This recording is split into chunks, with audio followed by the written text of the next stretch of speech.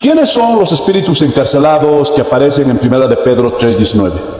Hermano Quinteros, que Dios lo bendiga. Por favor, quisiera que me diga quiénes son los espíritus encarcelados que aparecen en 1 de Pedro, las 3:19. Muchas gracias. Hermanos, este es uno de los versículos más mal interpretado por la gran mayoría de cristianos.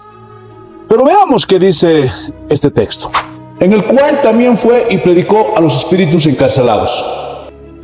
Y muchos agarran este texto para decir que Cristo, cuando murió, su espíritu descendió al infierno por 3 días para predicarle a los demonios. Pero, hermanos, eso es un error. Eso es especular sobre este texto. Escuchen, cuando Cristo murió, su espíritu se fue al cielo, se fue al paraíso. En ese mismo momento, tal como lo dijo al ladrón crucificado, Lucas capítulo 23, versículo 43.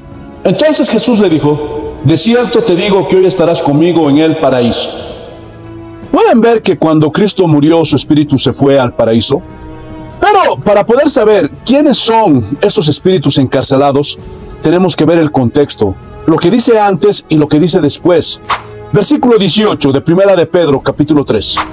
Porque también Cristo padeció una sola vez por los pecados, el justo por los injustos, para llevarnos a Dios, siendo a la verdad muerto en la carne, pero vivificado en el espíritu.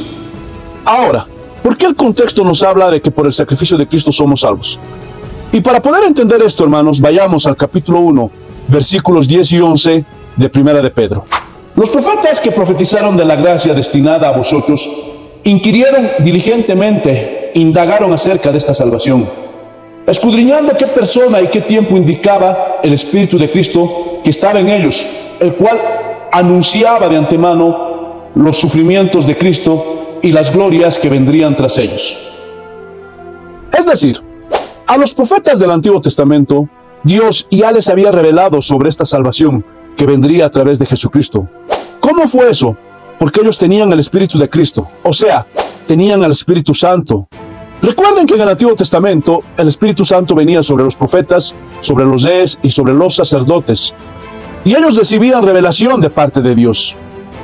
Entonces, eso significa que Cristo por su Espíritu Santo predicó a través de Noé a las personas impías de aquel tiempo para que se arrepientan y crean antes de que el diluvio viniera.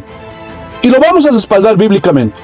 Volvamos a 1 de Pedro capítulo 3, pero esta vez el versículo 20. Los que en otro tiempo desobedecieron cuando una vez esperaba la paciencia de Dios en los días de Noé, mientras se preparaba el arca en el cual pocas personas, es decir, 8 fueron salvadas por agua. Alguien dirá: hermano, pero en este versículo no dice que Noé predicó. Claro que sí les predicó. Segunda de Pedro, capítulo 2, versículo 5.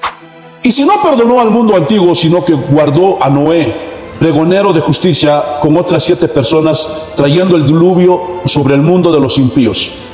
Y esa palabra, pregonó, significa predicó, enseñó. Hermanos, mientras Noé construía el arca, al mismo tiempo Noé estaba pregonando, predicando el mensaje de Dios a esas personas. Pero esa gente no escuchó la predicación de Noé, sino que se burlaban, se reían, no aceptaban el mensaje de Noé. Así como hoy día muchas personas rechazan el mensaje del Evangelio. Y es por eso que fueron muertos en el diluvio. Y sus espíritus están actualmente en el infierno. Y ese es el castigo que Dios tiene preparado para todos los que mueren en incredulidad. Pero 8 personas de la familia de Noé fueron salvas porque creyeron el mensaje que Dios le había dado a Noé. Entonces, los espíritus encarcelados no son demonios, hermanos. Son todas esas personas de los tiempos de Noé que no creyeron el mensaje de Dios.